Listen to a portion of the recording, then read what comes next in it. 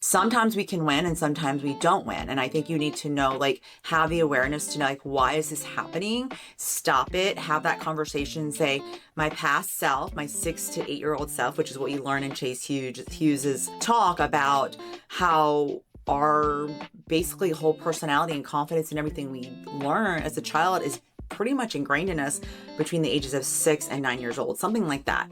And it's so true if you think about it. If you really go back to that time in your life, what was being said about you? What were you encouraged to do? I was always told I wasn't going to be good at math. I was always told that you don't know these things, which is not true. I'm actually very bright. I can be very analytical if I choose to be so. And so I think that's the story that I heard. And I allowed that to be my story for so many years until I said, no, no, no, no. I'm going to figure out what a P&L is. I'm going to figure out how to run a business in numbers and look at analytics. And we are actually much more smarter than we give ourselves credit for. But if I had allowed that story, my childhood framing, wiring to kind of take over, then I would never have allowed myself to even be curious enough to learn.